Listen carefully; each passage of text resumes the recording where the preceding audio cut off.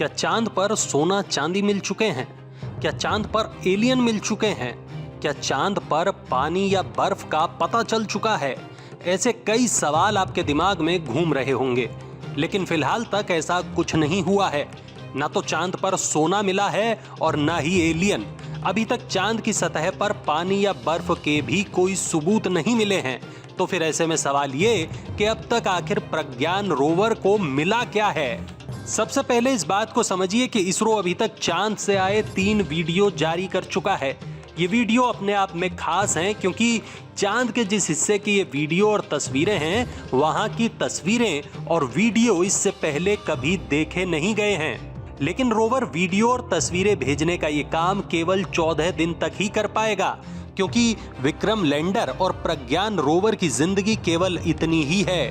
दरअसल विक्रम और प्रज्ञान दोनों ही सौर ऊर्जा पर काम कर रहे हैं।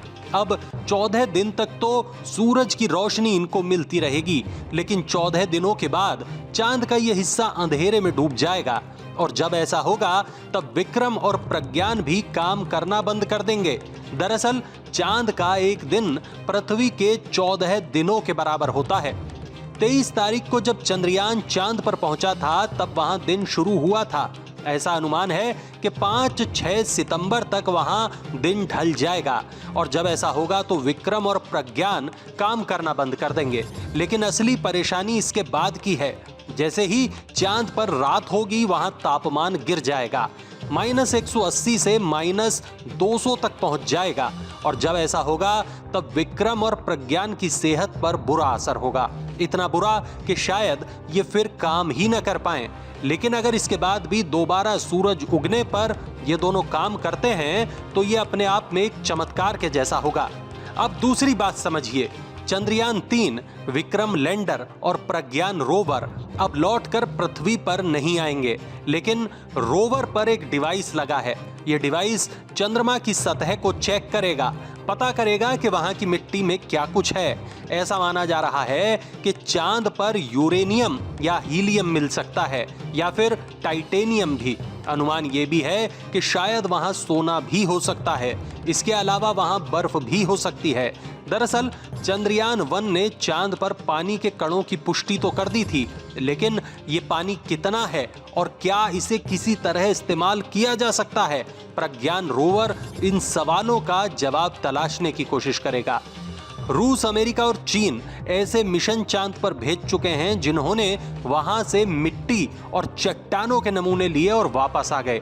लेकिन भारत का प्लान ये नहीं है। भारत का प्लान मिट्टी और चट्टानों की वहीं पर जांच करने का है। अगर वहां कोई बेशकीमती धातु मिलती है या फिर वहां पानी की पुष्टि हो जाती है तो इसरो शायद अगले चरण में मानव युक्त यान भेजने का प्लान भी बना सकता है। लेकिन इस तरह के प्लान में बहुत तरह की तैयारी चाहिए होती है और अभी तक केवल नासा ही ऐसे प्लान को अंजाम दे पाया है। लेकिन मंगलयान और चंद्रयान 3 के बाद इसरो की धमक पूरी दुनिया में बनी है।